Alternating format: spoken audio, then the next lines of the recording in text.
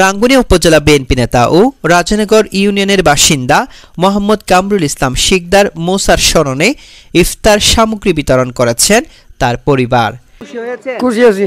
বেরিয়েছেন এগুলো তারা আনেছে নিজে মুসর পক্ষত। আচ্ছা, তা ওনাদের জন্য দোয়া করবেন? দোয়া না কি বাজে। শুক্রবার 14 মার্চ বিকালে উপজেলার ইসলামপুর মগাইছড়ি এলাকার গরিব দুস্থ অসহায় মানুষের মাঝে মোসা শিকদারের পরিবারের পক্ষ থেকে তার স্মরণে ইফতার সামগ্রী বিতরণ করা হয়। এ সময় উপস্থিত ছিলেন মোহাম্মদ কামরুল ইসলাম শিকদারের মেছো ভাই মোহাম্মদ সাইফুল ইসলাম শিকদার সাকু, সেচো ভাই মাহবুবুর রহমান শিকদার, ছোট ভাই মোহাম্মদ আনিস শিকদার, স্থানীয় মোহাম্মদ নুরুল আলম সরদার, মফিজুর রহমান, ইয়াসিন আরাফাত। আজ এরা ইফতার বিতরণ করে আজ 17 বছর পর এরা মানুষের সেবা করে বলে সুযোগ পায়। তো আলহামদুলিল্লাহ ভবিষ্যৎ জন আরও ভালো করে ইফতারি মতো বেতন দোয়া করবেন।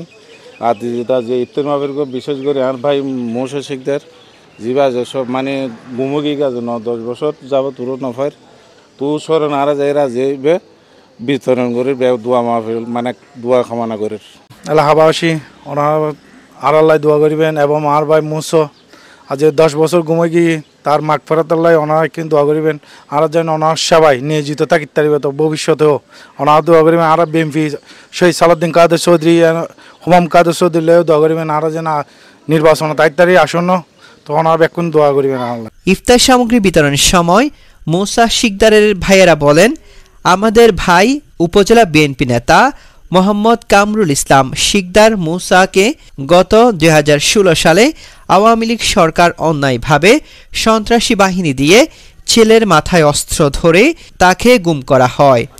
এছাড়াও আমাদের পরিবারের উপর অনেক অন্যায় অত্যাচার করেছেন আওয়ামী লীগ সরকার।